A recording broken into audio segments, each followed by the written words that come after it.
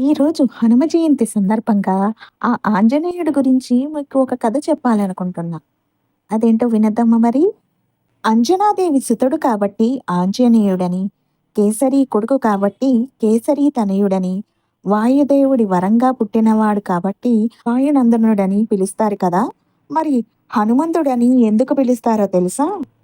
జన్మతః బలసంపన్నుడైన ఆంజనేయుడు ఒకసారి ఉదయిస్తున్న సూర్యుడిని చూసి పండు అనుకొని తినటానికి ఆకాశానికి ఎగిరాడు. సూర్యుడి వైపు దూసుకొస్తున్న ఆంజనేయుడిని ఎంతమంది దేవతలు ఆపినా కూడా ఎవరి వల్ల సాధ్యం కాలేదు. చివరికి దేవతలందరూ ఇంద్రుని వద్దకు వెళ్ళి ఆంజనేయుడి గురించి చెప్పారు. ఇంద్రుడు వజ్రాయుధాన్ని చేతబట్టి ఐరావతం మీద ఆంజనేయుడి వద్దకు వెళ్ళాడు. ఇంద్రుడు ఎంత చెప్పినా కూడా ఆంజనేయుడు వినకపోవడంతో ఇంద్రుడికి ఆగ్రహం వచ్చి అతని పైకి వజ్రాయుధాన్ని విసిరాడు.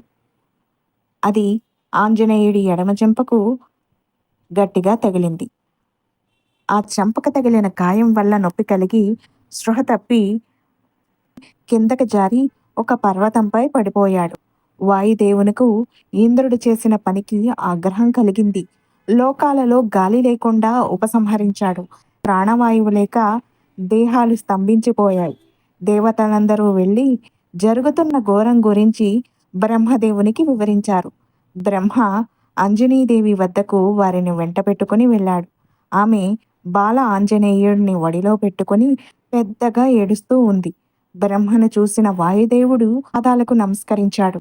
బ్రహ్మ అతనిని దీవించి తన హస్తాలతో బాల ఆంజనేయుడిని ఒకసారి నిమురగానే అతని శరీరంపై ఉన్న గాయాలు మాయమై దేహం ప్రకాశవంతమైనది. బ్రహ్మస్పర్శలోని మహత్తు వల్ల అతను నిద్రలోంచి లేచిన వాడి వలె లేచాడు.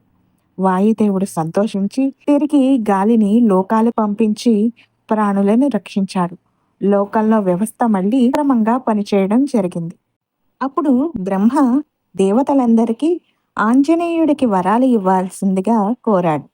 ఇంద్రుడు పద్మమాలికనిచ్చి తన వజ్రాయుధం వల్ల హనువు గాయపడ్డది కావున హనుమంతుడిగా పిలువబడతాడని, హనువు అనగా దవడ ఎముక అని అర్థం. వజ్రాయుధం వల్ల కూడా అతనికి మరణం ఉండదని చెప్పాడు. సూర్యుడు తన తేజస్సులో 100వ వంతు భాగాన్ని ఇచ్చి సకల శాస్త్రాలు నేర్పిస్తానన్నాడు. వరుణుడు నీటి వల్ల మరణం సంభవించదన్నాడు.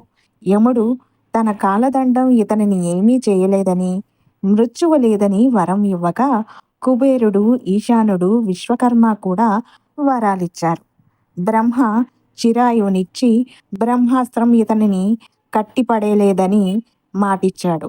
శత్రువులకు భయాన్ని, మిత్రులకు సంతోషాన్ని ఇస్తాడని చెప్పి కామరూపం ధరించగలవాడని అని దీవించి దేవతలందరినీ వెంటబెట్టుకుని తిరిగి బ్రహ్మలోకం వెళ్ళిపోయాడు. ఇదండి ఆంజనేయుడు హనుమంతుడిగా ఎలా మారాడో చెప్పే కథ. బాగుంది కదూ!